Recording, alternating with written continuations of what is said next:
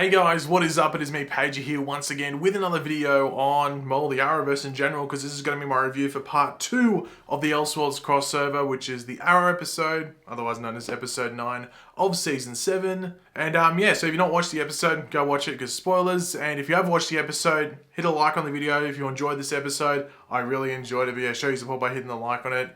And yeah, let me know all of your opinions down there in the comments section down below. What was your favorite part? Just give me your overall thoughts down there in the comments. So obviously last episode was the introduction episode where Oliver and Barry have swapped. Like reality's changed where Oliver is now Barry and Barry is now Oliver. And yeah, Supergirl's brought into it. And right at the end of it, we do see Batwoman introduced, which, basically teases Gotham and sets up this episode as well. Now I must say, I was sort of disappointed we didn't get this in the first part, the Flash part, but I guess you couldn't do it because reality hadn't been changed at that point. So you missed out on it. But for the Arrow episode, they actually had Grant Gustin, who is normally Barry Allen, do the Arrow intro, and they reshot some of the prison stuff, which I thought was amazing. Like him doing all the workouts, him kissing Felicity, which I'm sure will be made into a GIF and will be trolled online. So that was actually amazing that we did see that at the beginning of this episode. So good. Now we do see more red skies towards the beginning of this crossover, and we do find out that the red skies are actually following where Barry and Oliver go. So they were at Central City last episode, but now they've dispersed from Central City and moved to Star City. So they're all, it's lightning, it's getting actually much worse. And we actually do see Argus along with Diggle, so Diggle's a part of Argus, and they take on Deathstroke. It's not Slade Wilson though, it's his son Joe. So if you don't watch Arrow, you might be a bit confused. Last season, they introduced Joe Wilson and did some stuff there with him. Now it was interesting at first seeing the crew not tell Felicity, because I thought, eventually she's going to find out there might be some drama there, but I guess they just didn't want to tell her at first. I guess I understand it, but it was interesting, but she eventually finds out, so it's nothing massive. Now, it's actually interesting seeing Oliver not believe in Batman and him being like a bit cocky and having, wanting to protect his ego by saying like, no, listen, mates. I was the first vigilante, not this dude with little horns. It was me. Not this dude. I was the first vigilante. So Oliver obviously doesn't want his ego bruised. But obviously, reference to Batman, we're off to Gotham City as we got teased at the end of last episode where we actually see the bat signal. I thought that was really cool. They obviously used Chicago as like the Gotham City skyline, very similar to the first two movies in the Dark Knight trilogy. So I thought it was really cool they used that. I did like how Barry and Kara were sort of like, bantering about Oliver's romantic past and stuff like hey, he slept with his ex-girlfriend's sister and all that. I thought that was pretty funny. And that all comes about because they want to get information from Vesper Fairchild, who is a radio host, and they go looking for her. We don't actually see her in the crossover. I don't know if they ever intended to, but Barry as Oliver goes off and does that off screen and gets some information, or tries to get information, doesn't work. But yeah, so Vesper Fairchild was referenced, and she is actually a radio host from the comics. Now when the crew of Barry, Oliver and Kara actually take on those guys that want some tax for newcomers into Gotham, when they fight and the cops come in, they radio into other cops to say, come into corner of Nolan and Burton, obviously Christopher Nolan, the director of the Dark Knight trilogy, and then Tim Burton, the director of the first two Batman movies, Batman 1989 and then Batman Returns. So that was a cool little Easter egg there. There's a ridiculous amount of Easter eggs in this episode, and I don't think I'm going to be able to reference them all in this video. There's some I know I missed in the episode. I'm going to have to rewatch it and write them all down, and I will do a completely separate video later on, probably tomorrow, just before the third part comes out. So keep your eyes out for that, because no one's going to be able to get them all from just one viewing. You have to watch it like 2 or 3 times to get them all. So yeah, I'll do it tomorrow sometime. But we go to Wayne Tower and you think, okay, on the outside it looks fine, just looks like the rest of Gotham, like a bit grimy and all of that.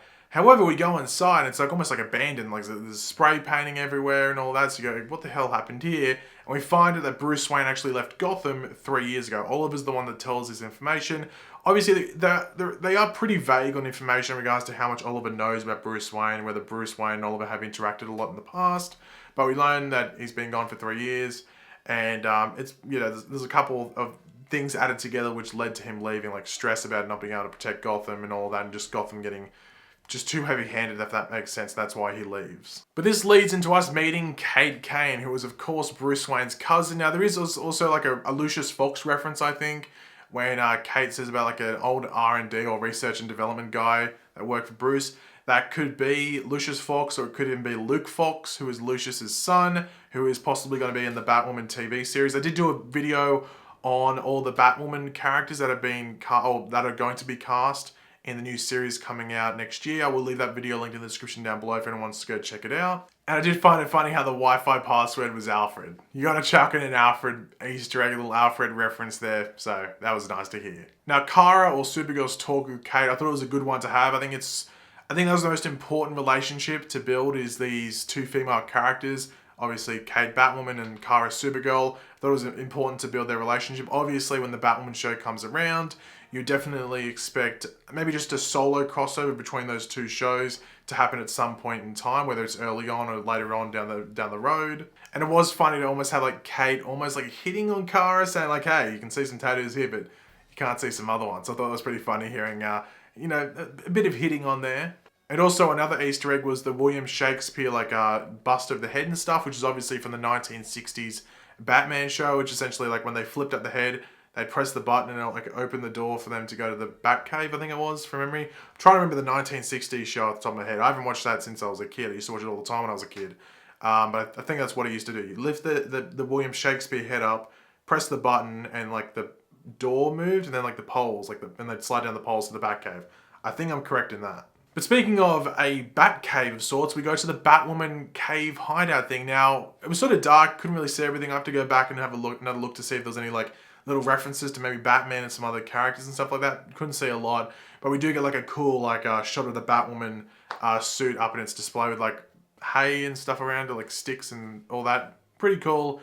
I need to rewatch this episode. There was so much going on. But essentially at Argus in this episode with like Felicity, Curtis, Cisco, I guess like the nerd crew if you want to call them, they're building this like a quantum device or quantum flux device, I think it was called, essentially to deal with the storm. So essentially if they have someone that's going to breach through, and this device is going to help whoever's trying to breach through get through. And who is this person? Well, shouldn't surprise you what happened at the teaser at the beginning of last episode. It was the 90s Flash. He's the one that's trying to get through. Now, he doesn't get fully through. He's sort of like flashing in and out. It almost reminds me of like the comics in certain parts with like Wally, especially in like DC Rebirth and stuff like that. So he's like sort of flashing in and out and warning them to get a book of sorts. And like, okay, get the book. What does this book mean? But that 90s Flash was causing all that lightning to come. So now that he's properly breached through, that lightning has dispersed and the red skies have cleared. Apparently, we have to wait and see next episode, but it doesn't look like they're there anymore. But of course, the one thing that a lot of people were looking forward to in this episode was us going to Arkham Asylum time, and man, was it cool. So it was cool going through like the hallways of Arkham Asylum where they had like the names of the villains. Now, the ones I picked out were, we had, so I've got them written down. We had Penguin, so Oswald Cobblepot. We had Poison Ivy, or Pamela Isley, might I say. We had the Riddler, so Edward Nygma. They had Mark Guggenheim on there, who's helped write this episode, and he's like a consulting producer for the show, so he was on there like a little Easter egg. And there was also Clayface, who is Basil Carlos. I think that's his name in the comics, like his real name. So Basil Carlos, aka Clayface. There might have been some other ones. I can't remember off the top of my head. Those are the ones I saw. There might have been another one. There might have been like a Harvey Dent one. I'm not too sure. But those are the ones I saw. But I'll put it all into that video I do tomorrow in regards to all the Easter eggs, because there was a ridiculous amount in this episode. Now we do have Oliver and Diggle meeting Deegan. There was some confusion around like what he was really trying to do with the reality change. Was he meant to do this? It seems almost like making the Green Arrow and Flash swap wasn't his intention.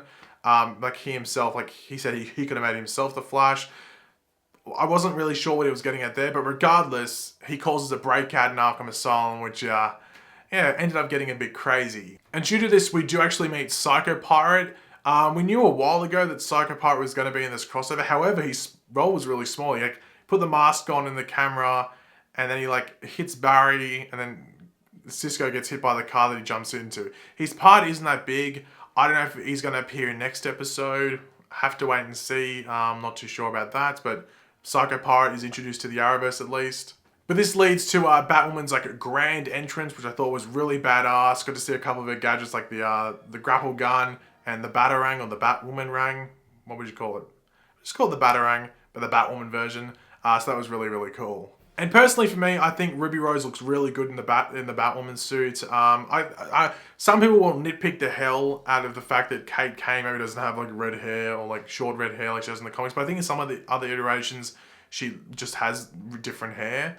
But I think that works better. I think if she looks completely different than what she would as Batwoman, that it's a better facade. Like if she has like short, darker hair when she's Kate Kane, no one's going to suspect her to be Batwoman when Batwoman's like got this long red hair. It makes sense that they look completely different in regards to that, style. But one of my favourite interactions in this episode was actually Nora Freeze, so the wife of Victor Freeze, aka Mr. Freeze, taking on Killer Frost. I thought that was pretty funny. I think it was Killer Frost says like, "You cold bitch" or something, and then she goes Killer Frost. I thought that was awesome. So I thought Caitlin was actually really good in this episode in regards to the action side as Killer Frost, but also when she was talking to Felicity and stuff. Saw some people complaining about that, but the Felicity stuff I think was relevant to what's going on in Arrow at the moment. This is an Arrow episode, so I thought that was relevant. Forgive me if I'm wrong, if you disagree with me, but I thought that was relevant enough to the episode, and sort of is going to move on the plot in Arrow this season. So I thought it was okay. But definitely one of the coolest parts in this episode was the fear toxin. So Scarecrow's fear toxin is just a big box of it, I guess, just smashes on the ground, just fills the whole room up with this fear toxin and this fear gas. And who does Oliver see as the Flash? He sees Reverse Flash, Eobard Thawne looking like Wells, and then Barry as Green Arrow sees Malcolm Merlyn, aka the Dark Archer. So having those two characters back was awesome, and they actually got a decent role in this episode. Like the fight scene went for a bit, so that was pretty cool. But of course, when we cut away and like Caitlin's looking at them in a bit of comedy, we do see that Barry and Oliver are just fighting each other, which I thought was pretty funny. But who breaks them up? Well, I think Caitlin was like, "Well, I'm just gonna watch this for a bit. This is a good spectacle." But Batwoman was like, "Look, I got a dinner to catch. My Uber Eats is almost there. I got to get away from this." So she steps in and breaks it up just because she needs to get out of there. So Batwoman steps in and breaks up the fight between the Flash and Green Arrow. Now, it was good to know that Kara knows that Kate is Batwoman. I mean, she has X-ray vision, so she can just look through the mask and go, "Okay, that's the woman I was talking to before." And I think even like Kate knows that Kara is Supergirl as well, so it works both ways. And as I said, I think they call each other like World's Finest. They reference World's Finest when them shaking hands and walking off. I think that's a relationship they're going to try and build when Batwoman debuts, is a Supergirl Batwoman sort of like, I think they'll do like a solo crossover. I'd be shocked. Even though they're on different Earths, who knows if Earths will merge at the end of this crossover. Who knows about that? But even though they're different Earths, I'm sure they'll cross over at some point because I think it's a missed opportunity not to do so. This is basically the Arrowverse's version of Superman and Batman, so why wouldn't you do it? Now, due to that fight in the fear toxin, it was good to see Barry and Oliver have that talk and sort of like start to understand each other's backstory and lives, and because both of them wouldn't know that. Like, there's a general understanding, okay, Oliver might have done this in the past and this happened to Barry, but there's no deeper understanding of that. So with both of them experiencing that through that fight, or at least learning of that, both of them understand each other a bit more, which I think was really good. And that's, I think, one of the whole points of this crossover is for these two characters of Barry Allen and Oliver Queen to understand each other better, whether it's their backstory or their current day lives and what it's like to be their personas of the Flash and Green Arrow and the responsibilities that come with that. So I thought that scene between those two was really great. Now we do see the Earth-90 Barry Allen show up. Cool, we've already seen him before, but he references Diggle being Green Lantern. What? This obviously, I don't know if that's like a wink to the audience, like, hey, that's a little theory that you guys have been coming up for a while. So I think it's partly that. Will we see a John Diggle Green Lantern? I'd love to. Imagine that in the Supergirl episode if he shows up. But I wouldn't count on it, but that'd be really awesome if that were to happen. But I thought that was a really cool reference. He just basically says, "Hey John, where's your ring?" So that was pretty cool. Now this comes as no surprise. We're talking about this in like multiple videos, but the Monitor is testing different Earths in preparation for a crisis. So obviously the Earth-90s Flash, or the Earth-90 Flash, his Earth failed. This Earth, Earth-1, is currently succeeding. It's currently succeeding. They were the first people to get the book back, which is obviously an achievement. But the Monitor is actually able to get the book back and rewrites reality again. Oh, actually, he gives the book to John Deegan and tells John Deegan, like, "Yo, think bigger, think ultra big," and reality gets completely screwed up. However, before that, when they went to encounter the Monitor, when the Earth-90 Flash ran towards him and he just disappeared, did he die? Did he just get poofed back to like another Earth or another area? Like, what happened to the Earth-90 Flash? Hopefully he shows up next episode, because I'm confused. What the hell? Like, where'd he go? But when we come back to this new reality, it's all messed up. Barry and Oliver are these outlaws known as the Trigger Twins, which are from the comics, but then we see these cops show up. One is Joe Wilson, who was just Deathstroke earlier in the episode. Malcolm Merlin, who was obviously the Dark Archer. He's presumably dead as well. And then we have Ricardo Diaz there as well. Obviously, is the Dragon on Arrow this season. They're all cops, and they try to take down the Trigger Twins. Doesn't work. Barry and Oliver get away, but they are encountered by the black suit Superman, who we knew was in this crossover. We're just waiting for him to show up. He encounters them, and he's going to take them away. And he seems to be like his own, he's a hero on this Earth, but it's like, I don't think it's, he's not good-spirited, if that makes sense. Like, he's not good himself. He's just portrayed as a hero. Hard to tell. But, is he Superman Prime, or is he something else, or is he just Superman that wears a black suit, for some reason? Have to wait and see in the next episode. But overall, this episode was better than the last one. I knew this episode would be really good because we were going to get that massive fan service moment in regards to all the Gotham stuff. And I just thought this episode was really well done. And even just setting up next episode as well. Obviously had Earth-90s Flash come in, different references. I thought last episode had a really good first half, but I thought the second half just, the Amazing stuff was okay, but it wasn't great. This episode, however, just I think moved along really well, and I just thought it was better overall. You might disagree with me, that's fair enough, but I can't wait for tomorrow's episode, the final part, part 3 of the Elseworlds crossover over on Supergirl. Should be great, and I can't wait to see how it ends as well. How that crossover ends actually has me intrigued the most, because I'm intrigued to see if it's a massive cliffhanger that leads into maybe next year's crossover, or maybe something else entirely that might impact the entire Arrowverse and multiverse as we know it. But thanks for watching, guys. Hopefully you enjoyed the video. If you did, it'd be awesome if you could drop a like on it to show support. Let me know in the comment section down below. What did you think of this episode? Did you like it? Did you love it? Did you hate it? That'd be weird. But yeah, let me know all of that in the comment section down below. And of course, if you are new to the channel, make sure to subscribe. I'll catch you later, guys. Goodbye.